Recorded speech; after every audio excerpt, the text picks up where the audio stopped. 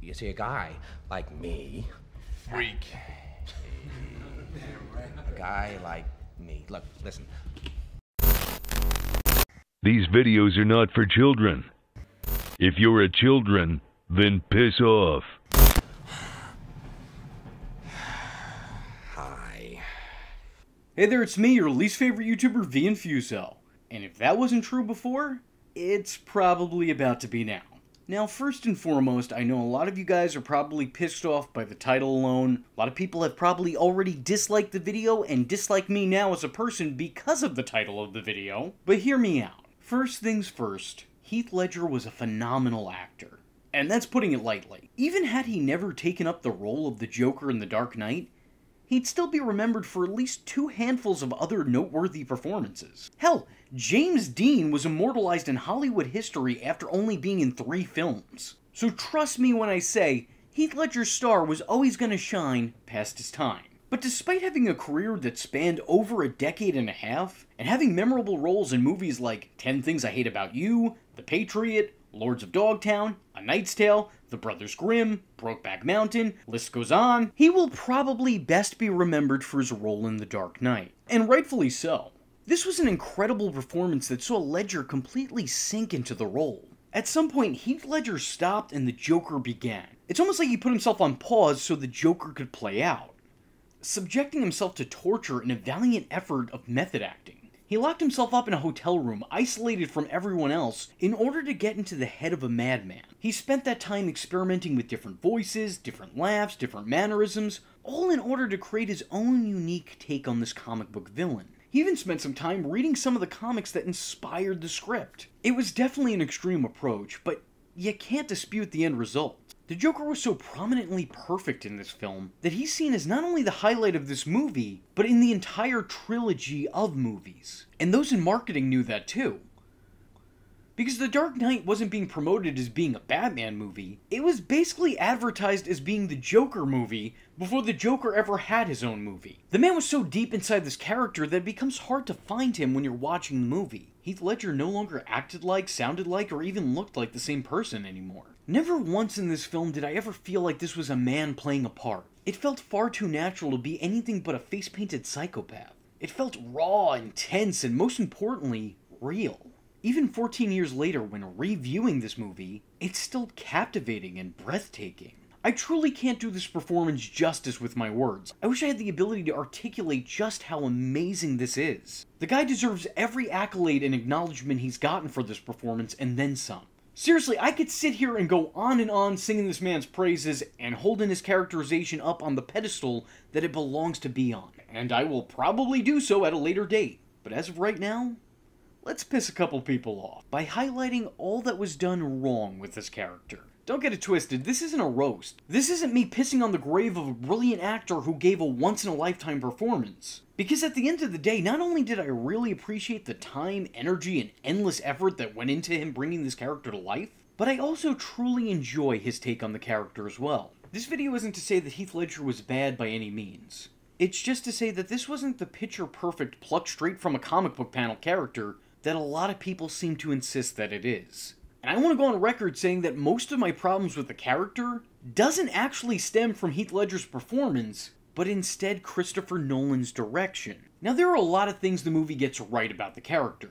The character's origin being left up to interpretation is not only in line with the character from the comics, but it's also an inspired idea overall. Because still to this day there are talks, theories, and even debates on the internet as to what this particular Joker's background is. And the fact that the guy gives several stories throughout the runtime as to how his face was horrifically scarred is also very on brand for the character. It falls in line with the Joker's multiple choice backstory that was created in The Killing Joke, a trend that continued on in various different continuities throughout the years as well. And the fact that his story changes so drastically with each person he tells it to, clearly trying to elicit a different reaction from each of them, also falls in line with the character's way of trying to manipulate and get under the skin of those he comes across. It seems like each story is somehow targeted toward the person that he's talking to. This isn't him just filling out random bubbles in his multiple choice backstory test. The guy studied for this one. Not at all unlike how in the animated series, he gave the would-be Harley Quinn a bogus story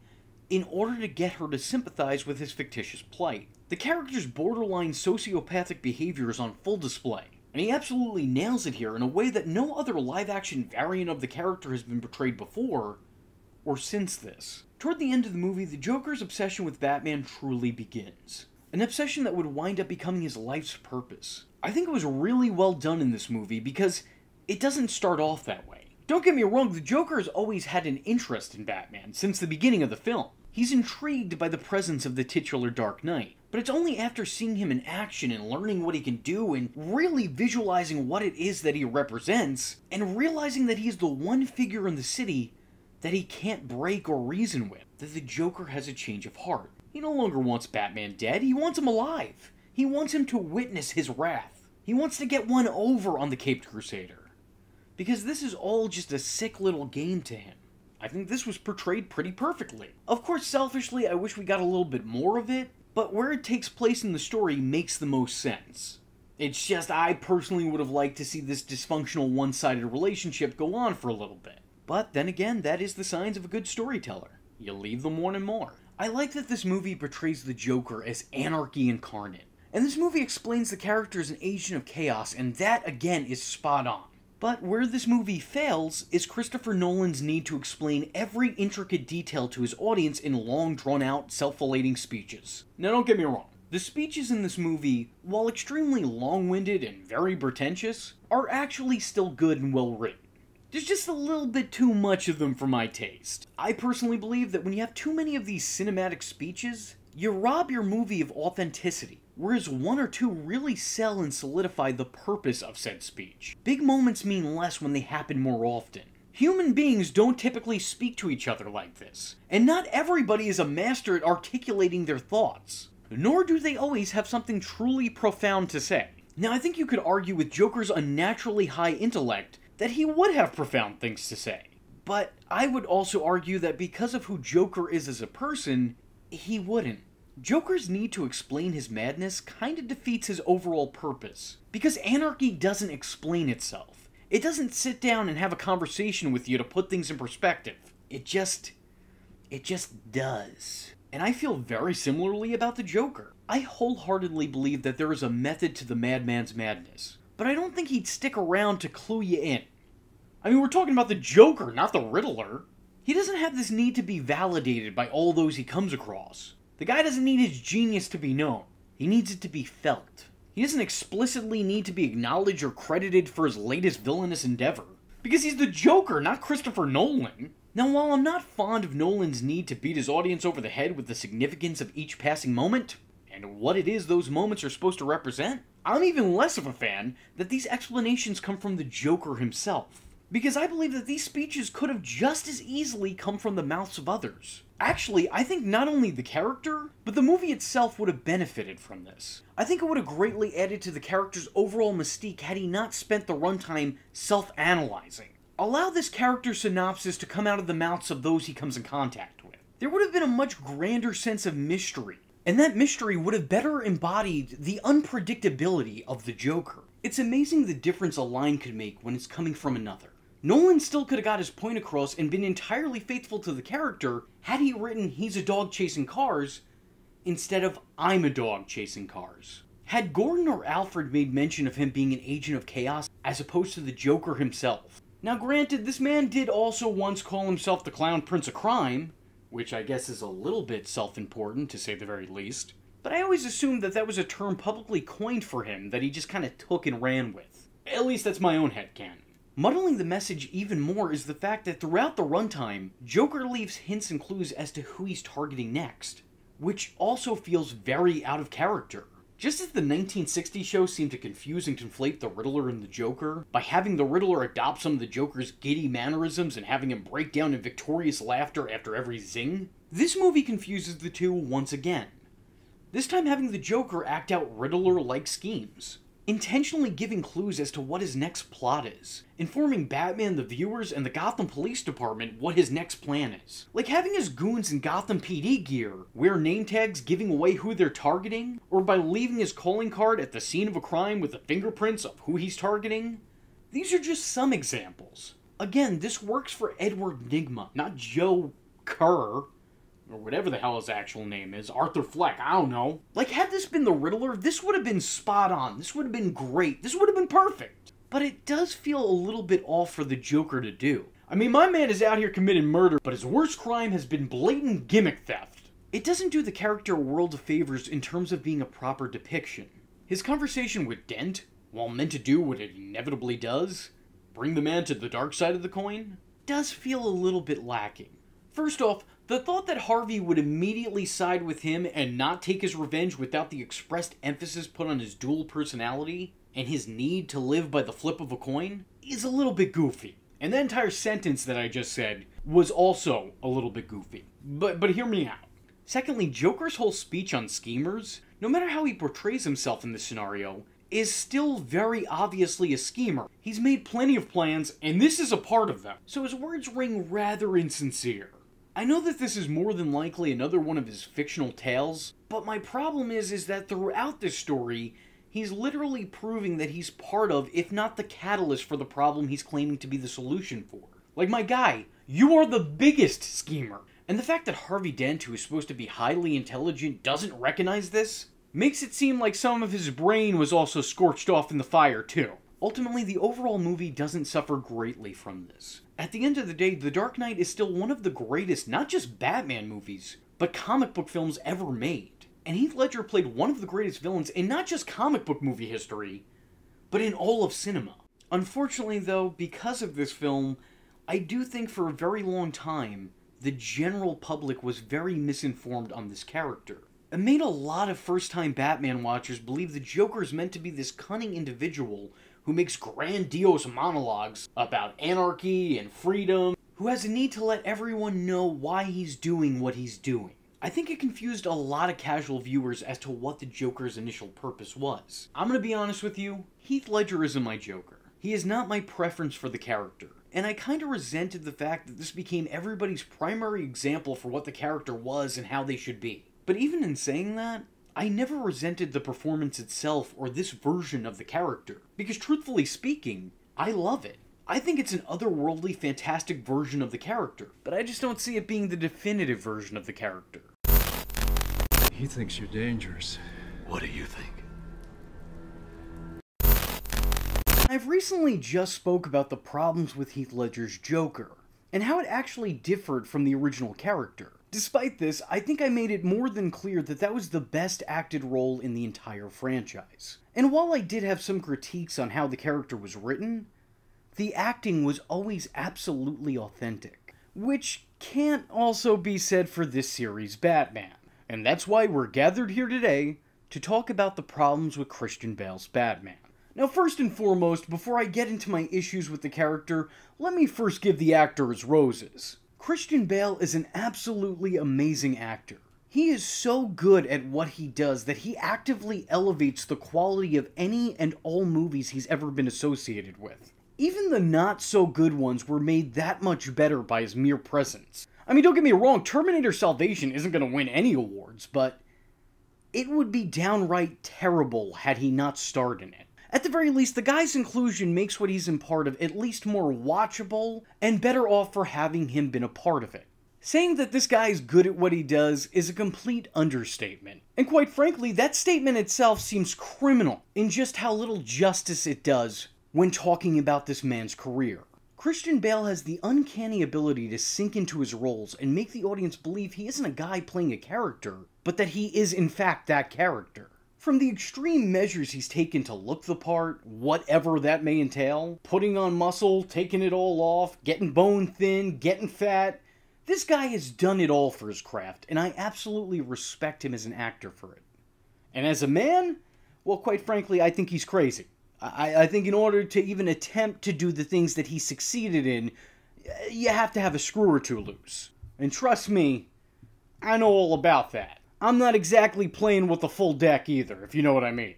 And if I'm being honest, I do think that he really nails the role in these movies. Half of the time. What you need to remember is that any actor who's cast in the role of Batman is essentially playing two parts at the very least. You have the persona of Bruce Wayne and the person of Batman. And no, I didn't say that backwards. I have forever said now that Batman is the man and Bruce Wayne is the mask. And I know that there are some who dispute this, including people that I'm actually very friendly with, but I don't think that they quite understand what it is I'm saying when I'm saying that. So maybe that's a video for a different day. The point is that any actor playing Batman is not just playing Batman, but also playing Bruce Wayne. And while both parts are part of the same performance, the performances themselves are never going to be completely alike. Or at least they probably shouldn't be.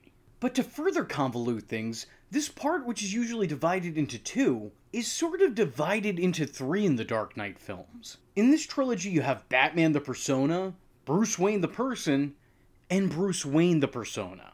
He divides himself up, only showing his true self in private when speaking to father figure Alfred, or on occasion when talking to lifelong childhood friend and crush Rachel Dawes. And the person part of the character, Bale really gets down. He brings a very human quality to a billionaire who dresses up as a bat, which is a lot harder than it may sound. Bale's Bruce comes off as sincere in spurts, and it's almost like he's publicly trying to fight off these feelings, or at the very least attempting to mask them.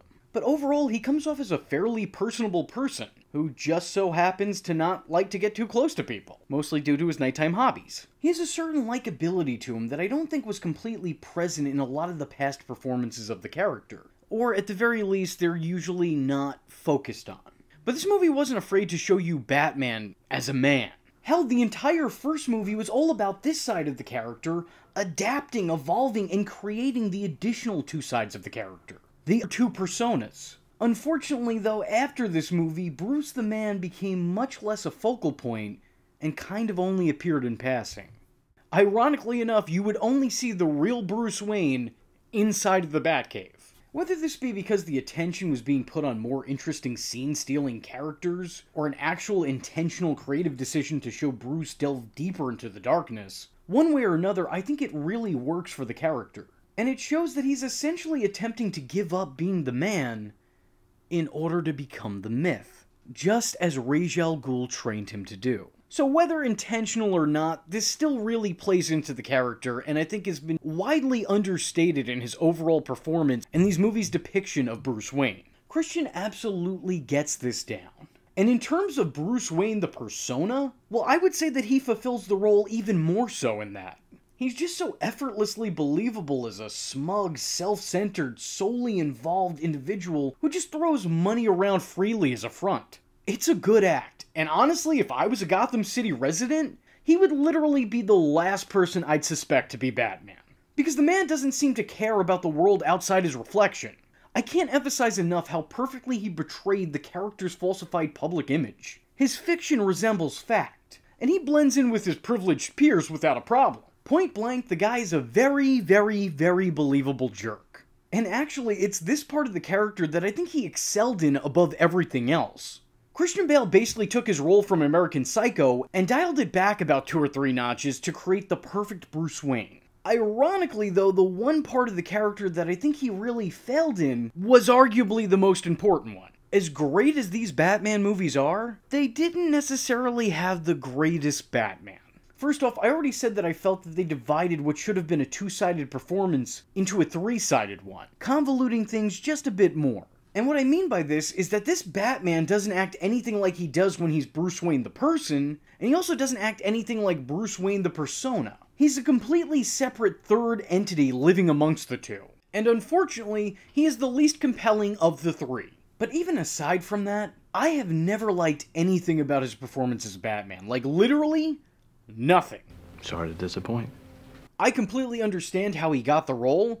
If that dude came into the audition looking like Bruce Wayne, speaking like Bruce Wayne, acting like Bruce Wayne, I would say give him the part too. But was he just not given like a Batman screen test? I mean, I know he was, because I'm playing it for you now, but how is it possible that he's this bad in this role when he's so good at the other two? For me, Batman should seem naturally intimidating. Because there's nothing scary about someone who's trying to sound scary. Case in point, Kevin Conroy's Batman changes his voice between roles. But at the end of the day, both Bruce and Batman sound almost natural in their delivery of lines. Like you can believe both sides of the character as being real people. Michael Keaton did very little to change the sound of his voice. He didn't deepen his voice, he didn't rasp up his vocal cords. The man straight up induced fear by speaking in a calm and concise manner.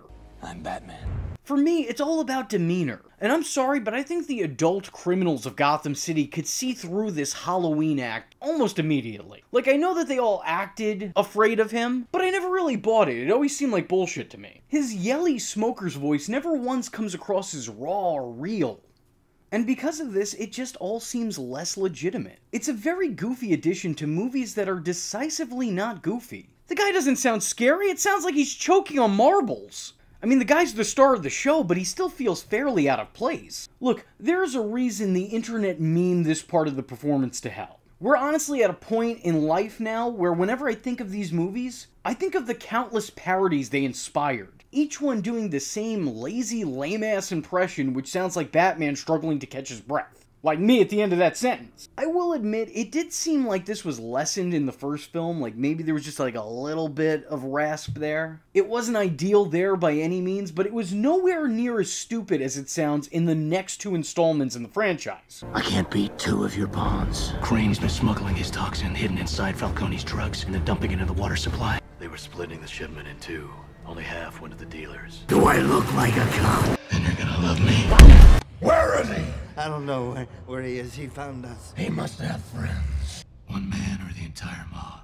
He can wait. Let her go. You made a serious misthrow. It's just such a piss-poor choice from an actor who could have done better, and approved by a director who should have known better. The Dark Knight shouldn't be the low point of a movie titled The Dark Knight. Why is Batman the worst part of a Batman movie? This what? It really sucks because every other part of the character is spot on, but this stands out as being shockingly underwhelming. I used to loathe sitting through the scenes when he had his mask on. What I hate even more is that his voice came without rhyme or reason. He sounded like this in order to intimidate and interrogate the criminals that he came across. But somehow these scripts confused that, and just figured, he should always sound like that whenever he has the mask on. Even if there's no one around literally no one around to hear him. Like, come on, who was that for? Was that for me in the audience? Because I didn't ask for that. You can take that back. I would like the receipt. Additionally, I also thought the character experienced some lapse in logic. Everyone knows that Bruce Wayne became Batman after witnessing the murder of his parents. Their deaths gave Batman life. But then his would-be girlfriend dies and he just gives the gig up altogether? Yeah, I don't think so.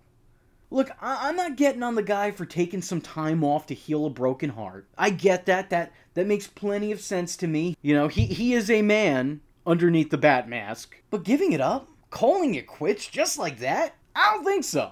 Rachel died. Yeah, dude, your f***ing parents died. That's what all this is about. That's why you do this, to prevent these things. So wait, you were able to keep the world safe when you were Batman, and then you lost one person, and now you're just gonna let everybody die? To me, Batman wouldn't give up. If anything, he would add her to an unspoken, unwritten list of loved ones that Bruce is out to avenge with his justice. I personally think that the loss of his love would only propel Bruce deeper into that darkness, strengthen his bond with the mask, not deter him from it, let alone doing so knowing that he let the Joker win. The clown broke the bat in their very first outing? Excuse me? Despite ending The Dark Knight with Batman standing strong and proving the Joker wrong, he was still inevitably right.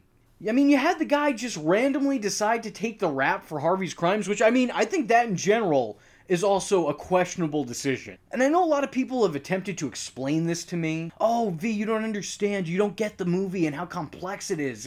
It's deep. He did this to save Harvey's image and create the bad guy that the public can unite after. I get it, but I don't like it. It's still lacking. This was a dumb decision because Batman didn't need to sully his own good name.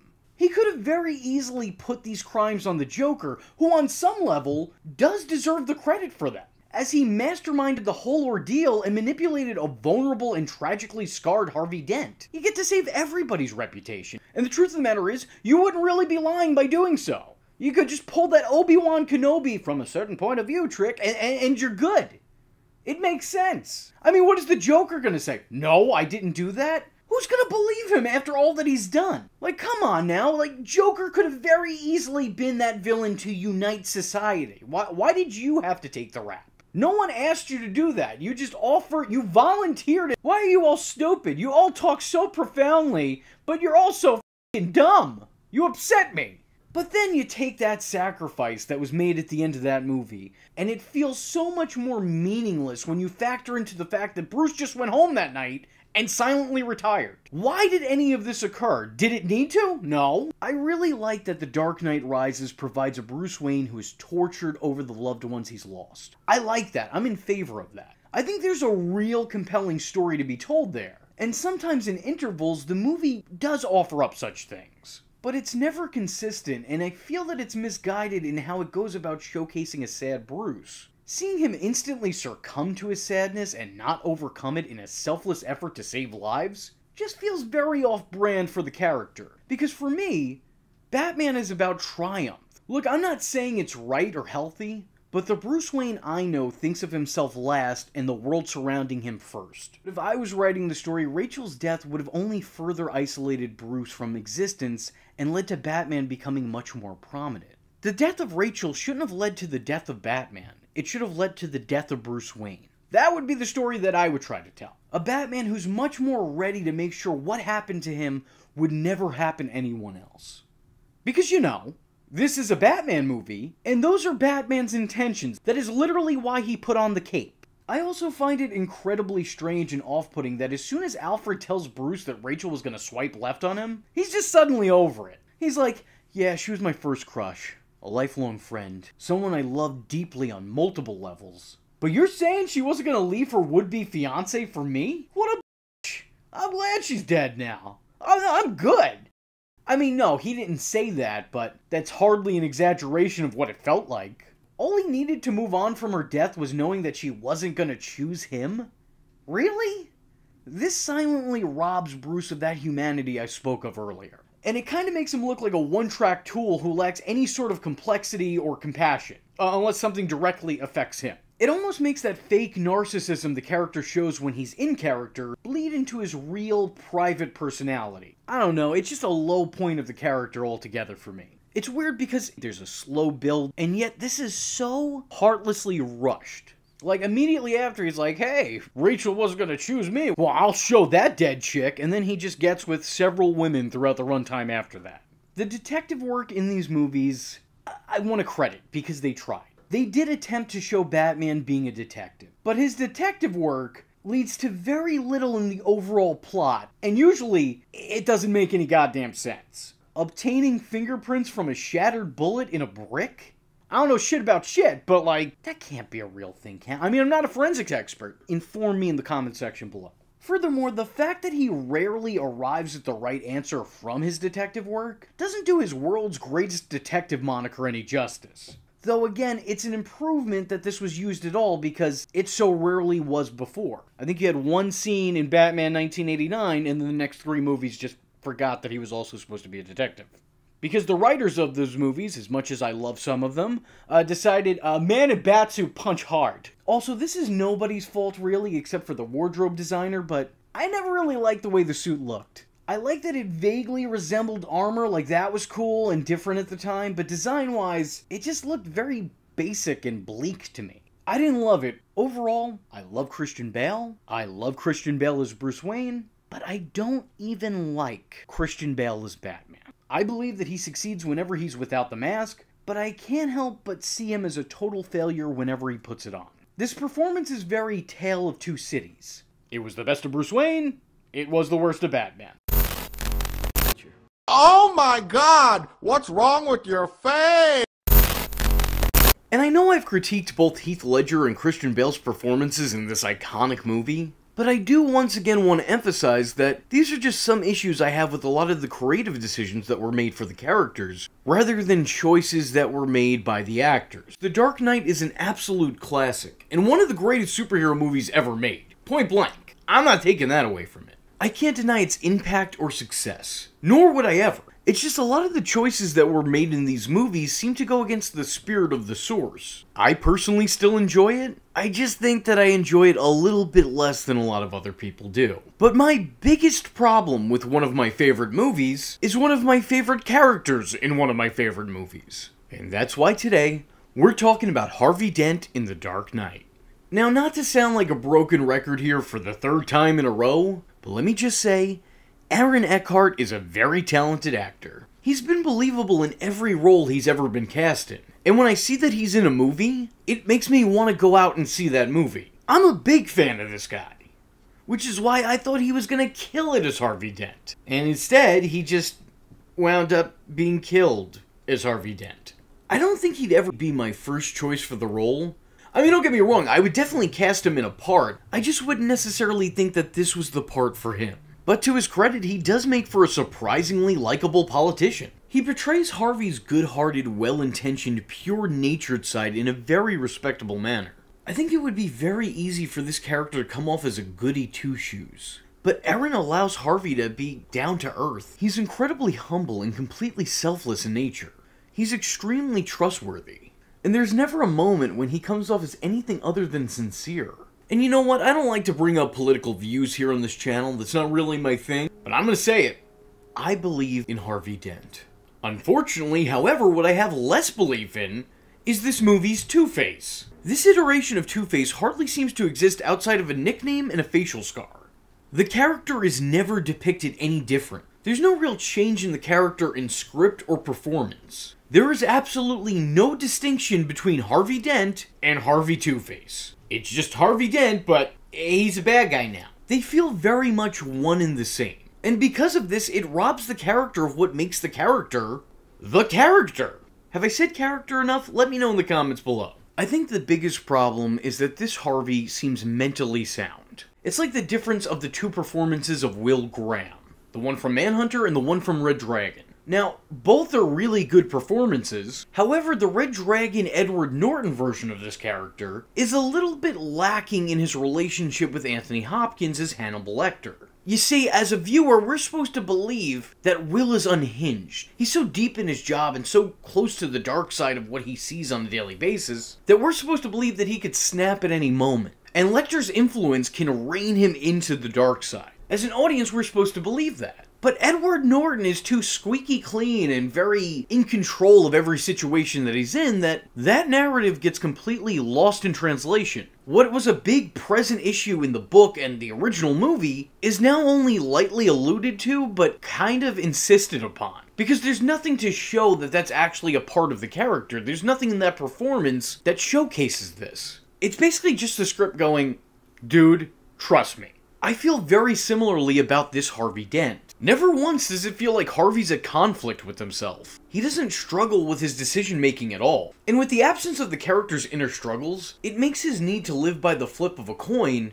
just kinda pointless and gimmicky. It's like they wrote this into the film because, oh yeah, that's the thing that he does, but they took out the reason he does it, which invalidates him doing it at all. Now he just does it because it's his thing, but it doesn't really serve a narrative purpose. There is no point in Harvey flipping the coin other than, has someone else seen him do it somewhere else before? I will say that the film sets it up pretty nicely. Having this be Harvey's lucky coin, except it's a trick coin because he makes his own luck, that's nice. That was a cute character trait. And it kinda endeared me to him and it made him feel like a person. It showed the character as an intelligent and charismatic figure who thinks things out. That's a real nice introduction of this mannerism and a good way of defining Harvey as a self-assured public official. But that's kind of the problem. He's confident, he's in control. There are no underlying issues present to make him ever doubt himself, to make him question true justice, to make him, well, Two-Face. And because of that, it becomes harder to justify a lot of what happens with this character without that narrative thread present. It's weird that the duality of Two-Face was somehow forgotten or otherwise neglected in making this movie. I mean, for Christ's sake, his name is Two-Face! Not one face, not singular face, not own face, but Two-Face. The movie seems aware of this as well because they do lightly juxtapose Harvey's dual identity problems with Batman's own duality. But it falls flat because these issues are hardly ever present. As a matter of fact, it almost feels like a straw man argument. The character's most signature mannerism is now rendered completely pointless. The coin is set up, but it's never justified. As without Harvey's need to listen to chance in the name of true justice, he has no reason to flip a coin to make his decision. Realistically speaking, this version of the character shouldn't be bound to the character's trademark if you're missing the purpose of that trademark. It makes matters even less logical when he relies on his now-burned coin to determine the Joker's fate when he full well knows that he's the reason for his new makeover and single life. The coin shouldn't have decided if Joker lived or died. That should have been a personal choice that he made. He had every reason to want to take the Joker's life. And previously, he had all the moral compass to know that he shouldn't. He could have been written to be beyond that and chose not to succumb to Joker's level. Or he could have rebelled and went against his previous good guy persona and done what was right for him. But instead of either of those two things, he now needs the choice to be made for him after hearing a speech by the Joker. And look, while the guy's words are captivating, I don't think Gotham's district attorney should be falling for his tricks with such ease. It kinda disrespects the character that was built up to this point in time. I get that this half-hearted heel turn is meant to turn the character in on itself. The goal is to contrast the before and after of his villainy. However, despite all that he's lost, there's never really a justification of his turn to the dark side. We're just supposed to buy into Joker's influence corrupting him, tearing him apart from the inside out. But again, without his self-torturous mentality, this change just makes Harvey look gullible and easily manipulated. And because of this, he kinda loses credibility as a character. This plot point doesn't listen to reason, and it insists upon itself. He's following his philosophy, and over what? Honestly, Harvey has every reason to hate the Joker. He was responsible for everything that went wrong with his life. And then when he finally has the chance to either enact his revenge or serve justice, he goes, you know what, I give it to you, you got me there, you made some good points. The reasonable thing would be for Harvey in some way go after the Joker. In the story at hand, there really is no reason for him to listen to anything other than his own head. Something that should be a lot easier for this Harvey, as it's a lot less crowded up there. Now, I've heard a lot of people try to go against this narrative and claim that Harvey Dent's split personality was still very present in this movie. The scene that I've heard cited as a rebuttal is always the scene in which he was about to take the life of Joker's henchman. And at first glance, yeah, that's what I believe that they were hinting at. In my first watch-through of the movie when I was a kid, I was like, oh yeah, that's right, that's the side of Harvey that I know. Except, it wasn't. Do you remember how that scene ended? You'd leave a man's life to chance? Not exactly. You can't leave something like that to chance. I'm not. You make your own luck. The guy was never actually in any danger, because Harvey made his own luck. He made his own fate. He was just employing scare tactics to get information out of this guy. He was just playing good cop, bad cop, sans good cop. Even if he wasn't, which he clearly was, his outburst doesn't seem brought on by anything other than the circumstances at hand. If someone threatened the life of your significant other, you would probably at the very least momentarily snap if you're in fear of your loved one's life. I don't think his reaction is anything outside the ordinary, and I especially don't think it's any kind of indication of Two-Face. And also, look, I know it's a dumb complaint, and this is a personal thing for me. I really miss the two-sided suits. I really do. I'm a very big fan of that aesthetic, and I like that it provides the perfect visual for the character's inner workings. It's simple, but effective. And a lot of people could go, oh hey, that's way too on the nose, but, you know, it's Two-Face. We're not really working with a whole lot of subtlety here to begin with. Though I agree it probably wouldn't work in this movie's environment, but hey, it's my video, that's my own need for absurdity, and this is where I'm free to talk about it. Of course, the fact that he doesn't feature more in the movie always upset me too, but if I'm being completely honest, I don't think that that's a negative. Me wanting to see more of a character isn't a slight against the movie at all. Actually, if anything, it's a pat on the back. A job well done. I want to see more of this character. Something had to be done right. But ultimately, the short time we have with Harvey following his villain inception feels earned and allows the character to make an impact without overstaying his welcome. His short time in criminal activity also lends to the sympathy the audience has for Two-Face. He's not seen as a victimizer, but instead, just another victim of the Joker. I mean, to be fair, he was both of those things. He did victimize others. It wasn't just about getting revenge because, you know, Gordon's kid really didn't do anything to anybody. But on the other hand, he was just a pawn in the Joker's schemes, which led to a lapse in logic and a decline in morals. For the tale that they were trying to tell, I would say this works, and works very well. But I feel like the character wasn't used to his greatest potential, and it wasn't a true-to-form depiction. Nevertheless, it's well acted, well written for the first half of the movie, and it plays very well into the overall story. So I would say it's valid. I think it's lacking, but valid. I just expect Harvey Dent to be doing something more. It was far from what I was hoping for, but it was still a good part played by a great actor. You can definitely argue that this deviates away from the source, but in my opinion, it deviates away from the very core of the character. I do like Aaron Eckhart in this movie. I do like Harvey Dent. I'm not really crazy about Two-Face. With the lack of mental problems and the introduction of a split personality, I think this movie was genuinely robbed of a Two-Face performance. Ultimately, I do appreciate Aaron Eckhart's contributions. With what the script was asking of him, he exceeded my initial expectations. I just feel like this character was a victim of mischaracterization. He serves his purpose in the movie's story, sure, but I feel like this interpretation lacks a lot of the character's most integral and interesting attributes. I think this performance does deserve to be recognized, because it's very well acted, but I sort of feel like the purpose of Harvey Dent as a character overall was a little bit misinterpreted. I like this movie, I like this character, but I think it could have been done significantly better had some of these mannerisms manifested in the final product. I find all of this to be a fundamental misunderstanding of the Two-Face character, because it's not the scars that make Harvey Dent Two-Face. It's his split personality. There have been stories told where Harvey's face is restored only for him to inevitably scar it right back up, for the simple fact that Two-Face isn't skin deep. The deeper, more psychological issues the character suffered from are really integral to its overall identity. Oh, where is that mask? Speak of the devil, and he shall appear. What the hell? And I've controversially critiqued The Dark Knight's Batman, Joker, and Two-Face. And while my opinions didn't exactly make me the most popular Batman YouTuber here on the platform, I think my next one might make up for that a little. Because I believe that we can all agree that The Dark Knight's Bane was kinda dumb. I guess ultimately he makes sense as Batman's big bad because sometimes you gotta fight fire with fire. Sometimes the only way to stop a hero with a goofy voice is a villain with a goofy voice. While there were some that liked the Dark Knight's gruff, raspy vocal cords, Bane's attempt at speech was almost universally hated. And it's not very hard to hear why. Because the guy kinda sounds like Sean Connery trapped in a pillow factory. He sounds like Pops from Regular Show using Batfleck's voice modulator. He sounds like an American attempting a British accent while speaking into their hands. You see? Not too dissimilar. And it's not just the ridiculous voice itself. It's also the way he enunciates certain words when doing this voice. You betrayed us. All I need now is one more ordinary board member.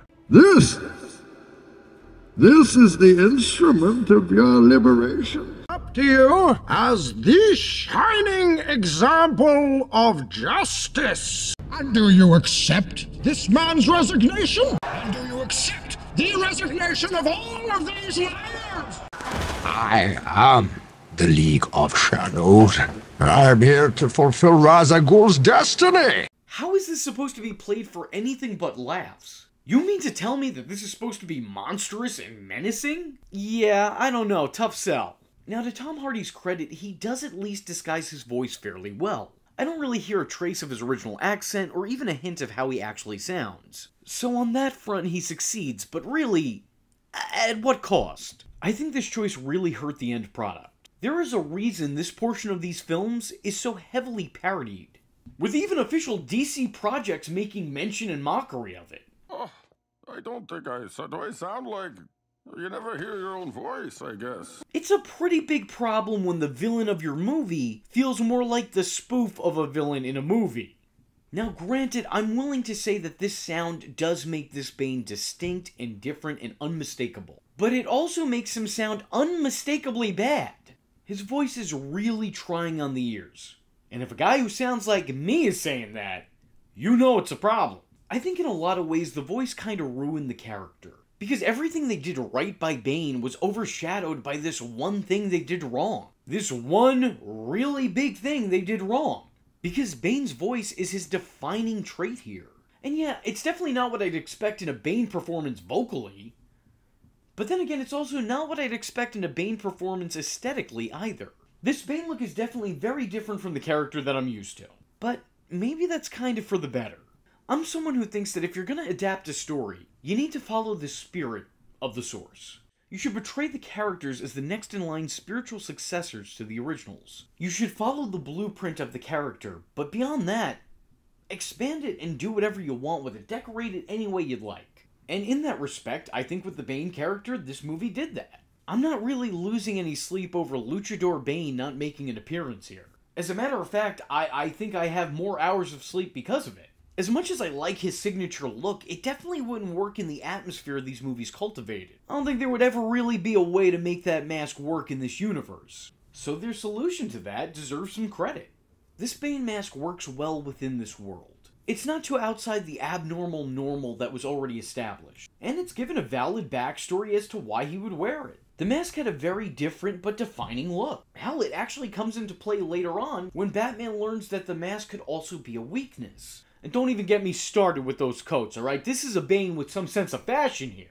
Now, for all the negative feedback and backlash this gets, I don't think that it's an overall bad Bane performance. Because while there are definitely some things they got wrong with Bane, there are also a lot of other things they got right. They really established and emphasized Bane's power and prowess.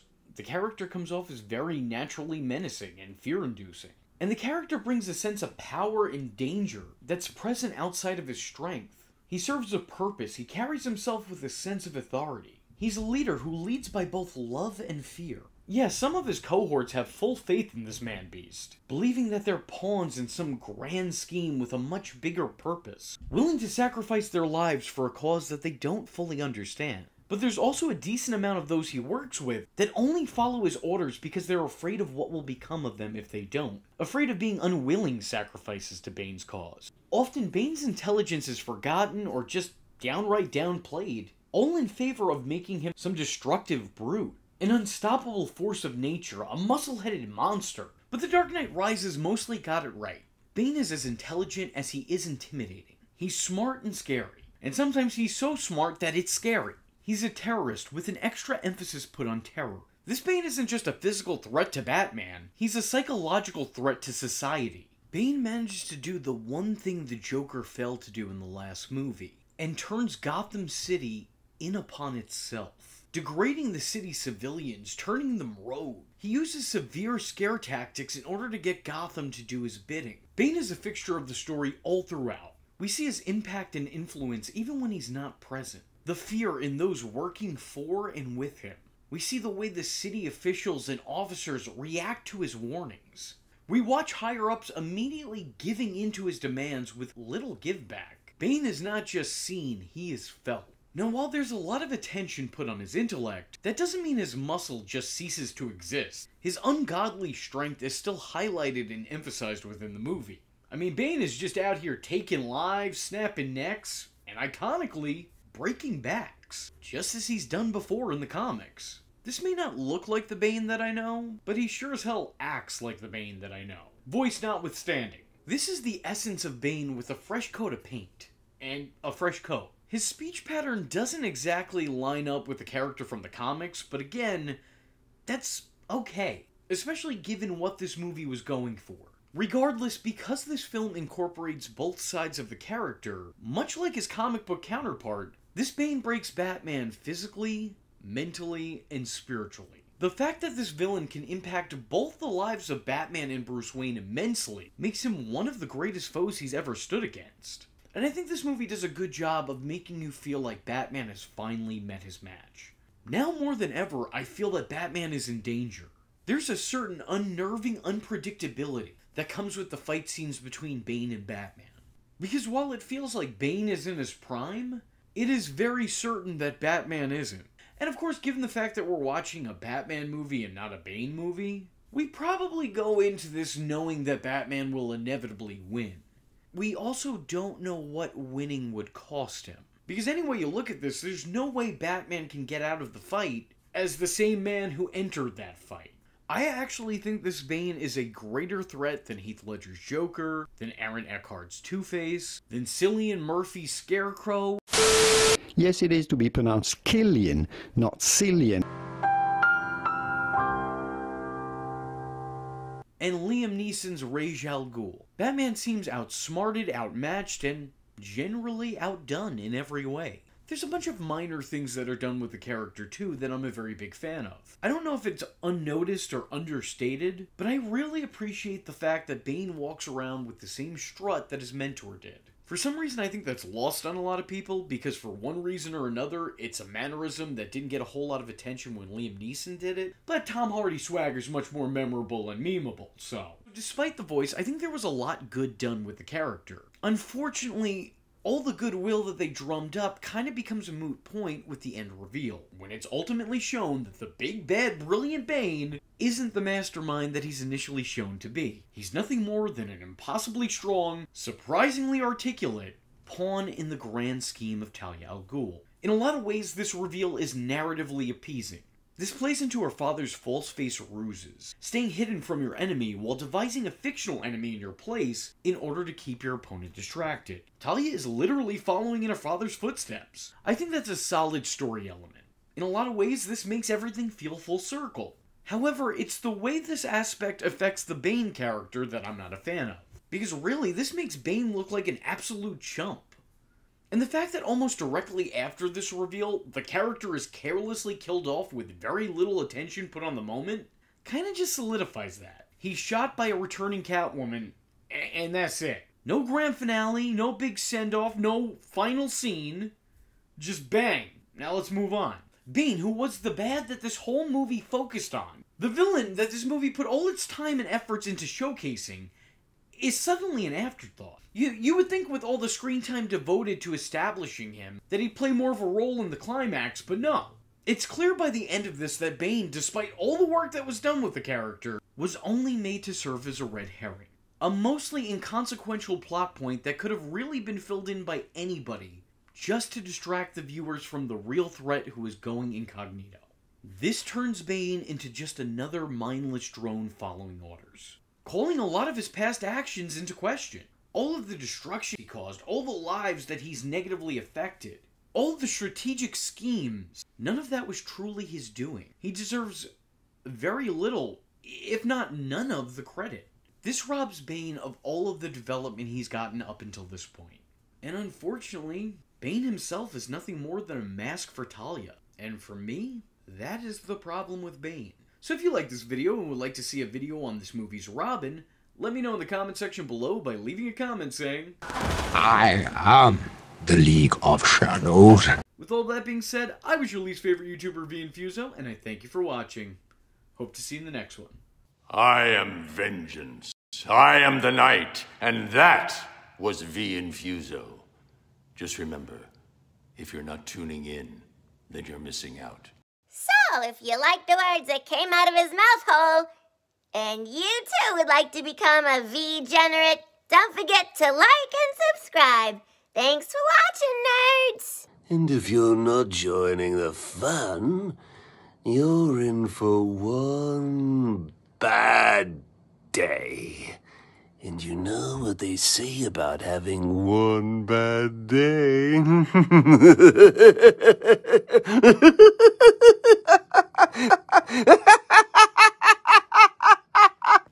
Catch him next time. Same bat time. Same bat channel.